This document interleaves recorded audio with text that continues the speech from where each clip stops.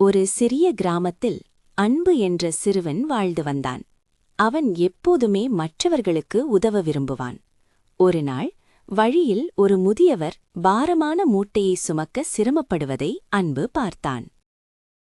தாத்தா, நான் உங்களுக்கு உதவுகிறேன் என்று கூறி அன்பு அந்த மூட்டையை வாங்கினான். மூட்டை கனமாக இருந்தாலும் அன்பு அதை மகிழ்ச்சியுடன் சுமந்து சென்றான். வழியில் ஒரு சிறிய நாய்க்குட்டி காலில் காயத்துடன் அழுது கொண்டிருப்பதை அவர்கள் கண்டனர். அன்பு மூட்டையை கீழே வைத்துவிட்டு நாய்க்குட்டிக்கு முதலுதவி செய்தான்.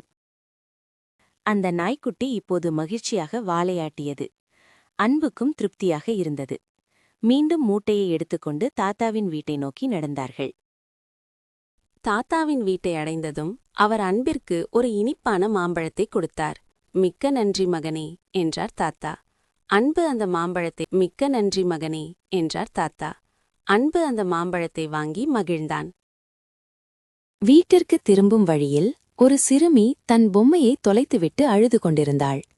அன்பு அவளிடம் சென்று, ஏன் அழுகிறாய் என்று மென்மையாக கேட்டான்.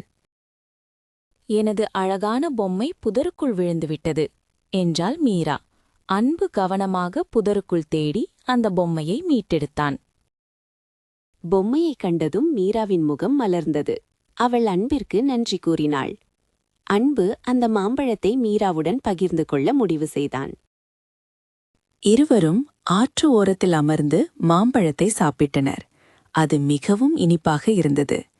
பகிர்ந்து கொள்வதில் இருக்கும் சந்தோஷம் அன்பிற்கு புரிந்தது. மறுநாள் பள்ளிக்கு செல்லும்போது ஒரு பறவை கூட்டை கீழே விழுந்து கிடப்பதை கண்டான். அன்பு மெதுவாக அந்த கூட்டை எடுத்து மீண்டும் மரக்கிளையில் வைத்தான். அன்பு மெதுவாக அந்த கூட்டை எடுத்து மீண்டும் மரக்கிளையில் வைத்தான். பறவைகள் மகிழ்ச்சியுடன் பாடின. அன்பிற்கு அந்த பாட்டு மிகவும் பிடித்திருந்தது. பள்ளியில் தனது நண்பர்களுக்கு மற்றவர்களுக்கு உதவுவதன் அவசியத்தை பற்றி கூறினான். ஆசிரியர் அன்பை பாராட்டி அவருக்கு ஒரு சிறிய பரிசை வழங்கினார். அன்பு செய்த சிறு நன்மைகள் அவனுக்கு பெரிய மகிழ்ச்சியை தந்தன. மற்றவர்களுக்கு உதவும்போது நம் இதயம் அழகாகிறது என்பதை அவன் உணர்ந்தான். கிராம மக்கள் அனைவரும் அன்பை நல்ல இதயம் கொண்டவன் என்று அழைத்தனர்.